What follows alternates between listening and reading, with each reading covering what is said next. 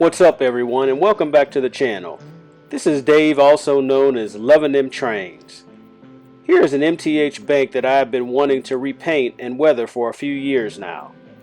In preparation for the Piedmont pilgrimage, the inspiration came to finally do it. Here you see the building masked off after I've already painted it a concrete color.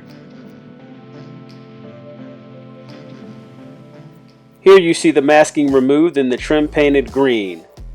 I was considering leaving the top of the front of the building as is, but nope.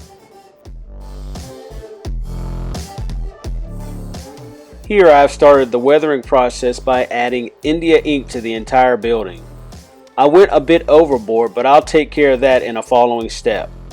To address the roof, I added black gravel.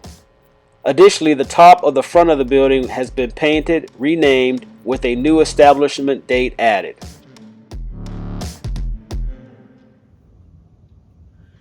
Well, what I wanted to do is basically show you the steps I took on the bank.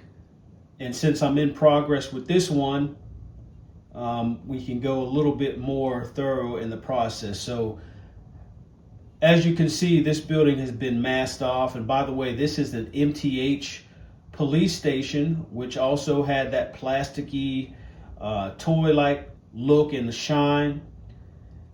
And I wanted to make it my own. So with a lot of masking, which is where most of the time comes in, I believe once you get the masking done, that's when the magic can happen. So that's where all the time goes.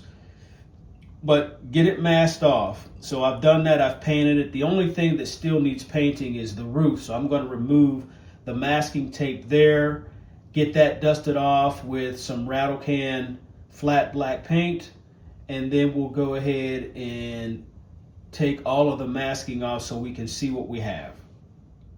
All right. Another important part of the process is taking out the windows on these models before you actually paint the building. And this is a very big detail that can't be missed. So we just painted them the desired colors. What I did with these windows here on the right is I didn't want to change the window pane color. So I just took some time to mask again off the center and just paint the frames. You'll see later how this makes a huge difference. As promised, here's all the masking tape that has been removed. I did go ahead and mask off the roof and get that painted before this segment. So the steps were, the first thing I did was masked off all of the concrete areas and painted the lower and the top section of the building. Then once that was all dried, I masked off the green and the red brick sections so that I could have the concrete areas exposed, and then I painted those. So pretty lengthy process that's necessary when you're trying to do this, unless you just want to paint the entire building one color, which I did not. So at this point, I'm going to go ahead and put a clear coat on this to protect what I've already done. There are actually one or two small areas that need to be touched up. Sometimes that does happen, but it speaks to the masking process. So I've got a couple of areas I just need to touch up. Those areas do not need to be remasked. I'll just take the paintbrush and just touch up those corners where there was missing tape during the masking process. But we'll do that, and then we'll get the windows and doors in, and then I will show you the next step. Here's an update. Just wanted to show you the mortar has been added to the brickwork on the lower half of the building. And I went to my trusty old friend, which is Robert's brick mortar, which you see right there on the right. And I've tried other mediums for this process with various degrees of success. But when I want it quick and dirty, I come back to this Robert's brick mortar. Also, I wanted to mention, I don't think I did in the last segment, that these MTH buildings have these huge bases. and they use their kind of sidewalks, but in this case, they house some of the electronics on the underside of it. So I'm at this point believe I'm forced to have to use it. Typically, I get rid of them, but because of those electronics, I don't feel like dealing with them. I'm thinking maybe I can go back and trim a bit of it down. I'm not 100% sure, but I guess I'll worry about that once I install the building. But just another word here for those of you that are like me and think that the sidewalks are a little too high. Okay, everyone. I got carried away and stopped for a moment as I was stepping back looking at the building and realized this was probably a good time to go back and provide an update to the viewers. Once you get into your zone, sometimes it's hard to stop. And also, once you stop to turn the camera on, sometimes you got to hurry up and get back into the swing of things and get back in that same zone. So that's part of being a person online, a creator, and somebody that likes to demonstrate certain techniques. And that's how I learned from others that did the same thing. So a couple of things that I had forgot to do in the last segment was on the roof there are 3 chimneys, and I had forgot to add the mortar to those. So I went ahead and did that, as well as painted the trim on the top of those 3 chimneys black. So they just need to be weathered a little further. Then if you look at these arches on the lower half, at the bottom of those you see these ledges. I'm not sure of the proper name for those, but those also are going to get a concrete treatment as well.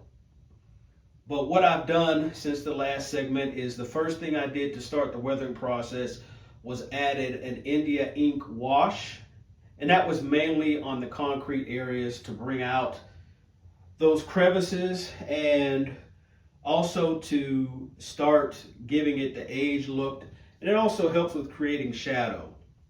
Once that had dried, I went through with a couple colors and did some dry brushing, again to highlight some areas and also to bring out some of the edges of various sections of the building. It also helps to create the aged look on top of the India ink wash.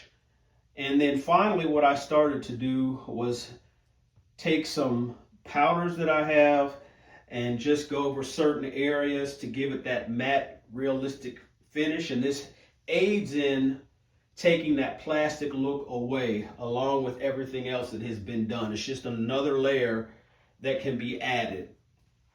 And I typically do that to create that texture on the building.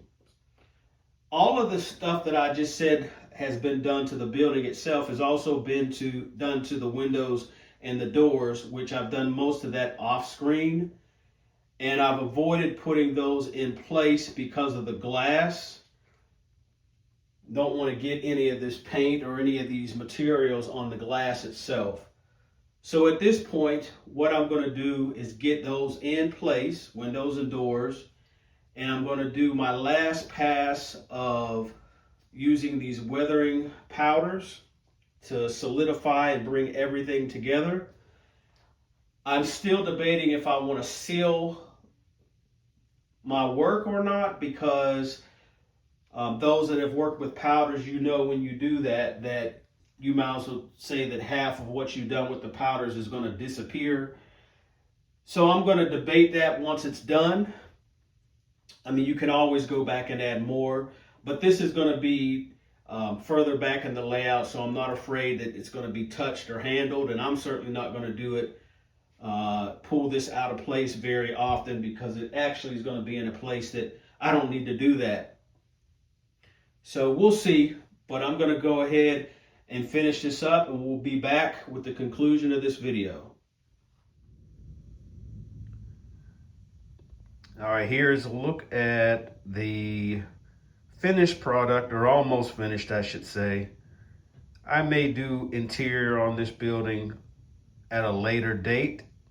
It sits back in the layout such that I'm not sure how much you would see it, so we'll decide that later. But The goal was to get the plasticky look away and to have this blend with some of the other buildings on the layout. So I think the goal has been accomplished. Here's a look at the right side of the building. As you can see, all the windows and doors are in. And here's the left side. And the building's back looks exactly like the front. It's got the same door, the same police sign. As you can see, I weathered that as well. And the roof.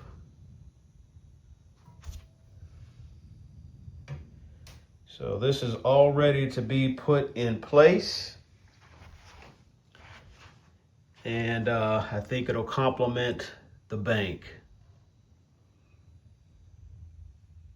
All right, I wanted to show you the two structures side by side. I believe that they complement each other pretty good.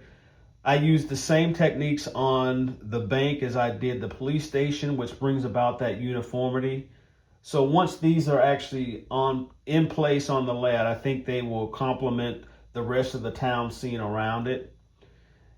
And like I said, later I may add some interior. It depends on how much of that you can see from the edge of the layout, if I want to put that kind of time in. But both buildings are lit. Just wanted to show you what you could do with some of these plasticky, toy-like looking buildings that we oftentimes get in O scale. You can really, just with a little bit of effort, turn them into something pretty decent. So I think my goal has been achieved. More structure building will commence this train season. I just wanted to start with this, and I've got actually a few more buildings I need to do in the same fashion, but also several builds from kits that I want to get started and hopefully completed this coming fall and winter. So stay tuned for that. Also, if you haven't already done so, please go ahead and subscribe to my channel and give me a like. And if you like, go ahead and leave a comment. But as always, this has been Dave, also known as Loving Them Trains. And until next time, later, y'all.